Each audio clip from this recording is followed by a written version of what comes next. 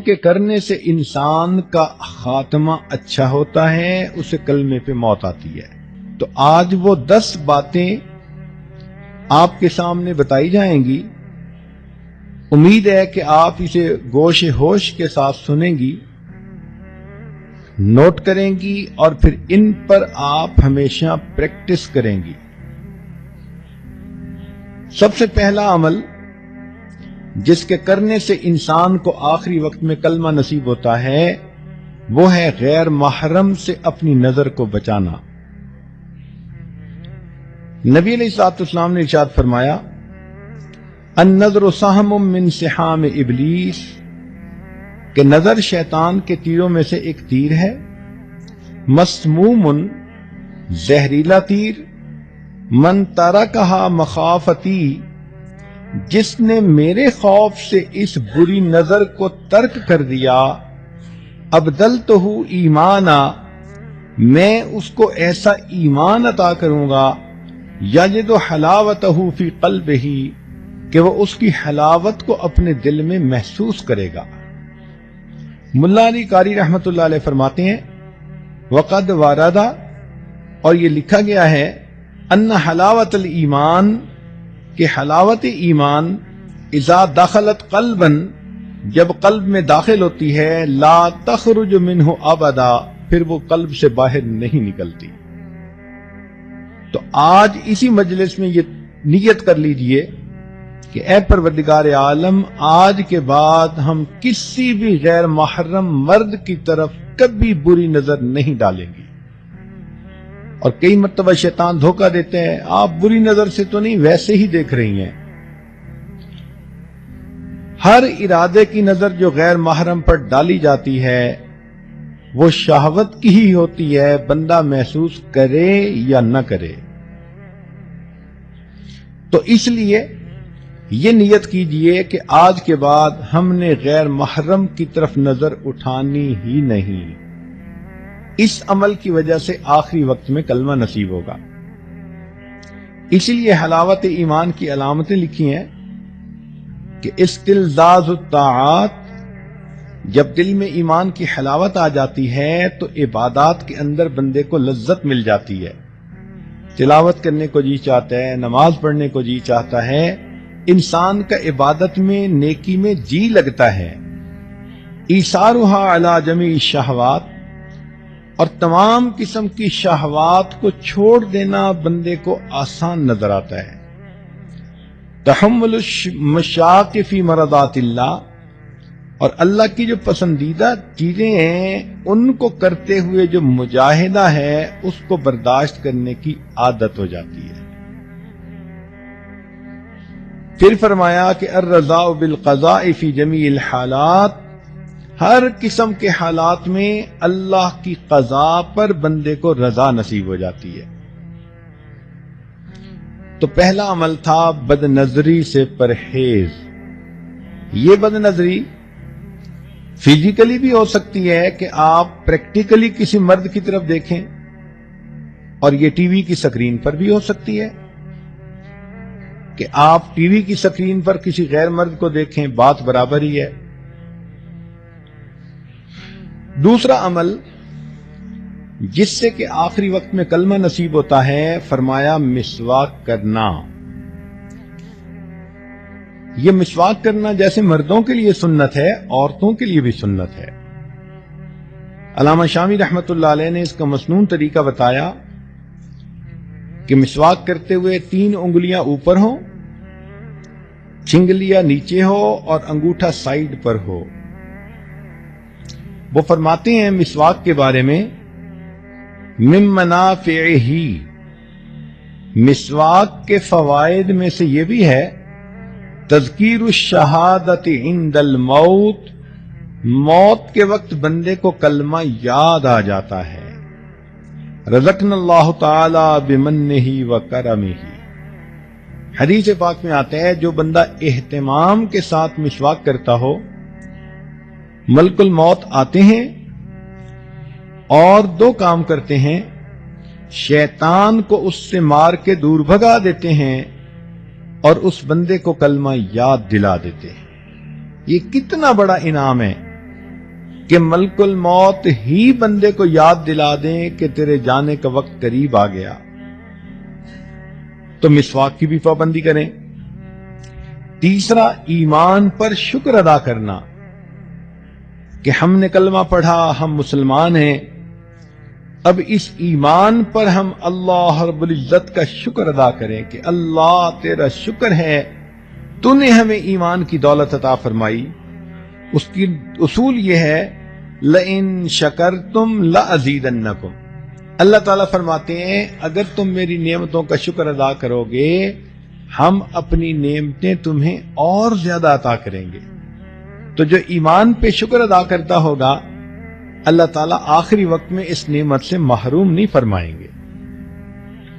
چوتھا عمل صدقہ خیرات کرنا۔ حدیث مبارکہ ہے، مشکات شریف کی روایت ہے، ان الصدقۃ تطفئ غضب الرب، کہ بے شک صدقہ اللہ کے غضب کو مٹا دیتا ہے، بجھا دیتا ہے، وتدفع میتۃ السوء، اور بری موت سے بندے کو بچا لیتا ہے۔ ملا علی قاری رحمۃ اللہ فرماتے ہیں کہ ای تمنع انزال المکروہ والبلاء فی الحال، کہ یہ عام حال میں مصیبتوں سے اور ناپسندیدہ احوال سے بندے کو بچاتا ہے، وتدفع سوء الخاتمۃ فی المآل، اور موت کے وقت بری موت سے بندے کو بچا لیتا ہے۔ تو صدقہ خیرات جتنا بھی ہو اللہ کے راستے میں کریں، اپنے خاوند سے اجازت لیں۔ ضروری نہیں ہوتا کہ ایک بندہ $10,000 نکالے تو اس کو صدقہ کہتے ہیں۔ آپ نے $1 بھی اللہ کے راستے میں اگر نکالا تو اس پر بھی صدقے کا ثواب ملے گا۔ حدیث پاک میں آتے ہیں کہ قیامت کے دن کچھ ایسے بھی خوش نصیب ہوں گے، ایک مٹھی جو اللہ کے راستے میں خرچ کرنے پر اللہ ان کو جنت عطا فرما دیں گے۔ پانچواں، اہل اللہ کے ساتھ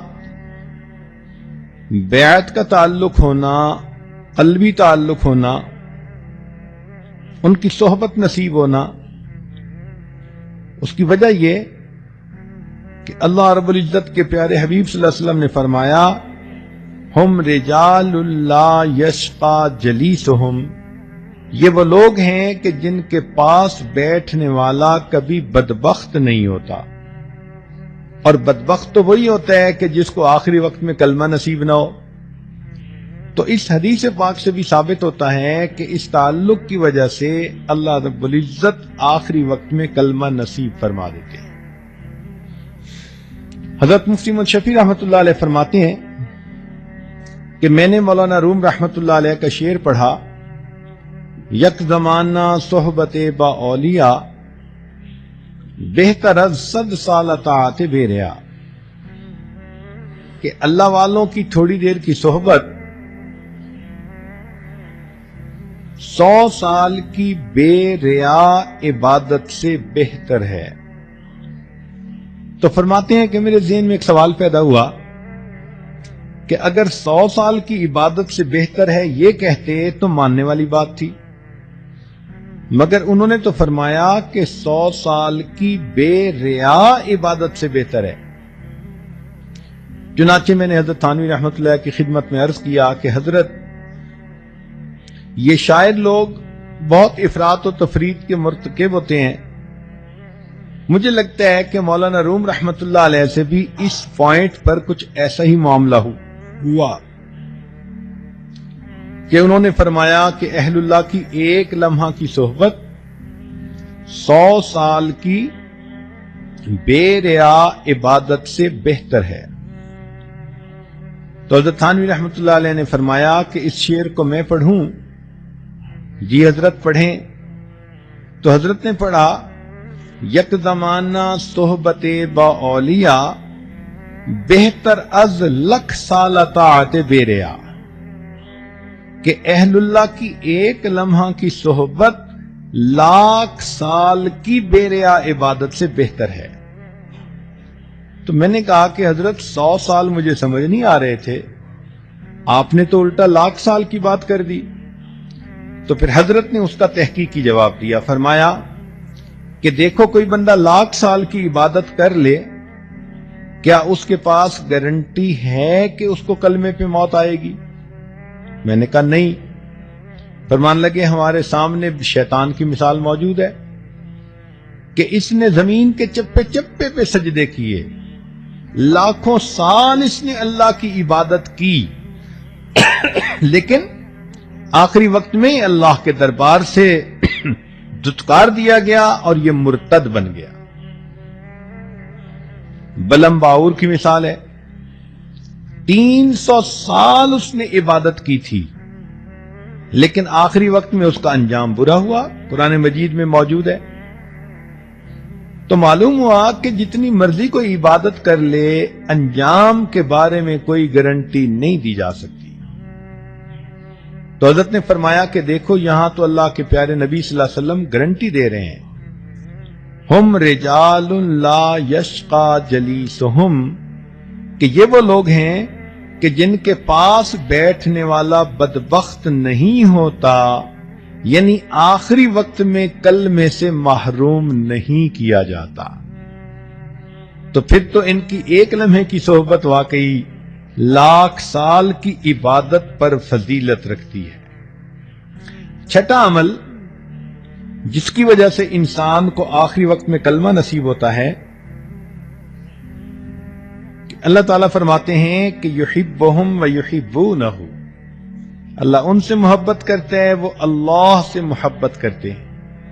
آپ اپنی زندگی میں اللہ سے محبت کریں، محبت کی حرارت آپ کو دل میں محسوس ہو، اللہ کے لیے کھائیں پئیں سوئیں جاگیں، زندگی کا ہر کام اللہ کے لیے کریں، اللہ کو یاد کریں، راتوں کی تنہائی میں دعائیں مانگیں، لو لگا کے بیٹھیں۔ جیسے بندے کو محبت کی وارمنس فیل ہوتی ہے، ایسے اللہ رب العزت کی محبت کی وارمنس کو فیل کریں۔ ہمارے مشائخ نے لکھا ہے کہ جو شخص دنیا میں اللہ رب العزت سے محبت کرے گا، اللہ تعالیٰ آخرت میں اس کو اپنے دشمنوں کی قطار میں کبھی کھڑا نہیں فرمائے گا۔ یہ کیسے ہو سکتا ہے کہ بندہ تو دنیا میں اللہ سے محبت کی کوششیں کرتا رہا ہو اور اللہ رب العزت اتنے رحیم اتنے کریم اور پھر اسے اپنے دشمنوں کی قطار میں کھڑا کر دے؟ یہ ہرگز نہیں ہو سکتا۔ ساتواں، گناہ سے پرہیز، زنا سے پرہیز۔ چنانچہ حدیث پاک میں آتا ہے وَأَمَّا مَنْ خَافَ مَقَامَ رَبِّهِ، قرآن مجید کی آیت وَنَهَى النَّفْسَ عَنِ الْهَوَىٰ فَإِنَّ الْجَنَّةَ هِيَ الْمَأْوَىٰ، کہ جو شخص اللہ رب العزت کے سامنے کھڑے ہونے سے ڈرے اور اس نے اپنے نفس کو خواہشات کو روک لیا، اللہ فرماتے ہیں کہ اس کا ٹھکانہ جنت ہوگی۔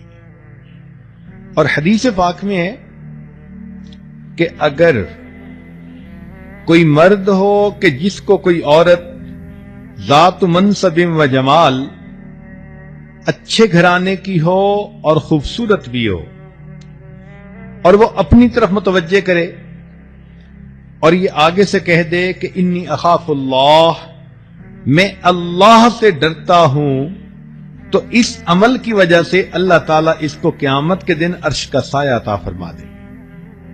اور یہی چیز عورت کے لیے بھی، کہ اگر کسی عورت کو کوئی مرد اپنی طرف متوجہ کرنے کی کوشش کرے، گناہ کے راستے پہ گھسیٹنے کی کوشش کرے اور یہ کہہ دے کہ میں اللہ رب العزت سے ڈرتی ہوں، اس عمل کی وجہ سے اللہ تعالیٰ اس کو قیامت کے دن عرش کا سایہ عطا فرمائے گا۔ شاید ہی کوئی عورت ہو، لڑکی ہو، جس کو اپنی زندگی میں قریب کے لوگوں میں سے کسی نہ کسی کی طرف سے ایسا اشارہ نہ ملا ہو۔ تو اگر کوئی ایسی کوشش کرے تو اس کا ایک جواب انی اخاف اللہ، میں اللہ سے ڈرتی ہوں۔ کوئی فون کے ذریعے رابطہ کرتا ہے، خط کے ذریعے رابطہ کرتا ہے، کسی رشتہ داروں کی محفل میں محبت بھری نظریں ڈال کر اپنی طرف متوجہ کرنے کی کوشش کرتا ہے، مسکراہٹ کے ذریعے اپنی طرف متوجہ کرنے کی کوشش کرتا ہے، یہ سارے عمل ایک ہی مقصد کے لیے ہوتے ہیں کہ گناہ کا تعلق ہو جائے۔ تو اگر کوئی بھی ایسی انویٹیشن کسی کی طرف سے ہو اور عورت آگے سے کہہ دے دل میں کہ انی اخاف اللہ، میں اللہ سے ڈرتی ہوں، اور اپنی عزت کی حفاظت کر لے، اللہ تعالی موت کے وقت اس کو کلمے پہ موت عطا فرمائیں گے۔ 8واں عمل، اذان کے بعد دعا پڑھنا۔ چنانچہ جب اذان ہوتی ہے تو سنت یہ ہے کہ مؤذن جو کہہ رہا ہے وہی کہتے رہیں،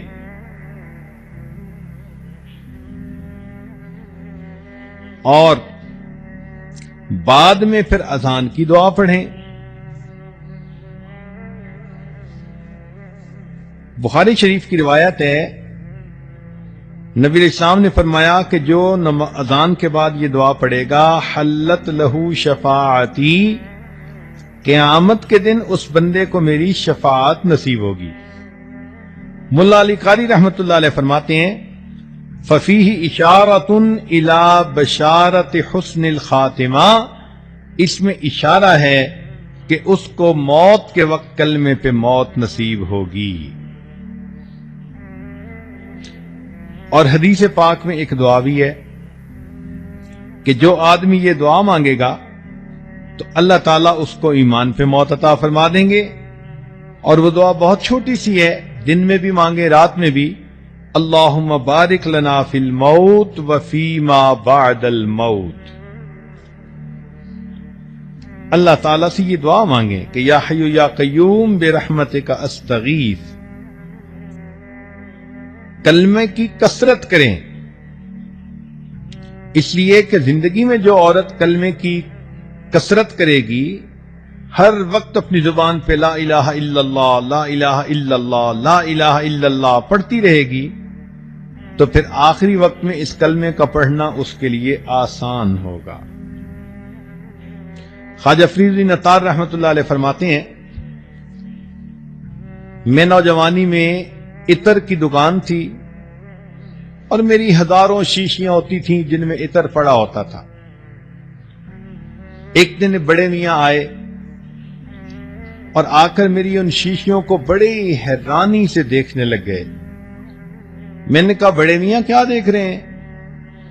وہ کہنے لگے یہ دیکھ رہا ہوں کہ تیری جان اتنی شیشیوں میں اٹکی ہوئی ہے، یہ کیسے نکلے گی؟ مجھے بڑا غصہ آیا، میں نے کہا کہ جیسے آپ کی نکلے گی ویسے میری نکلے گی۔ تو جب میں نے یہ الفاظ کہے تو وہ آگے سے کہنے لگے کہ اچھا بھائی میری تو ایسے نکلے گی۔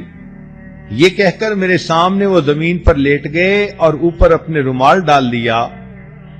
میں سمجھا کہ شاید ویسے ہی مجھے کر کے دکھا رہے ہیں، جب قریب جا کے دیکھا تو ان کی موت آ چکی تھی۔ تو جنہوں نے محنت کی ہوتی ہے پھر ان کو آخری وقت میں یوں کلمے پہ موت آتی ہے۔ شری سکتی رحمت اللہ علیہ فرماتے ہیں کہ ہم بیٹھے ہوئے تھے ایک کنویں کے قریب، ایک آدمی آیا اور ہم سے کہتا ہے کہ بھئی کوئی اچھی جگہ ہے جہاں انسان مر سکے۔ ہم بڑے حیران ہوئے اس کی بات کو سن کر، تو میں نے کنویں کی طرف اشارہ کر دیا کہ یہ اچھی جگہ ہے، سایہ دار بھی ہے، پانی بھی ہے۔ کہنے لگے ہمارے سامنے وہ بندہ وہاں گیا، اس نے جا کر وضو کیا، نماز پڑھی اور نماز پڑھ کے لیٹ گیا۔ کافی دیر کے بعد ہم اٹھے نماز پڑھنے کے لیے، تو ہم نے کہا چلو بھئی اس کو بھی جگاؤ، یہ جماعت میں شریک ہو جائے۔ کہنے لگے جب اس کو جگانے لگے تو دیکھا کہ وہ تو اپنے رب کو پیارا ہو چکا تھا۔ تو جنہوں نے نیکی پر زندگیاں گزاری ہوتی ہیں پھر ان کو آخری وقت میں یوں موت آتی ہے۔ تو ابو ذرہ رحمت اللہ علیہ کی بات ہو رہی تھی کہ ان کے شاگرد موجود تھے، آخری وقت ان کا قریب آ گیا۔ اب شاگرد حیران کہ ہم حضرت کو کلمہ کیسے یاد دلائیں، یہ تو ہمارے استاد ہیں۔ تو انہوں نے سوچا کہ جس حدیث مبارکہ میں کلمے پہ موت آنے کی بشارت ہے، ہم اس کی روایت پڑھتے ہیں ان کے سامنے تو خود بخود یاد آ جائے گی، تو انہوں نے وہ روایت پڑھنی شروع کر دی۔ جیسے ہی انہوں نے ان فلاں کی بات کہی تو کہتے ہیں کہ حضرت نے وہ حدیث خود پڑھنی شروع کر دی، اور پڑھتے پڑھتے جب انہوں نے کہا من کان آخر کلامہ لا الہ الا اللہ، تو الا اللہ کے لفظ کہنے پر ان کی روح نکل گئی اور وہ اللہ کو پیارے ہو گئے۔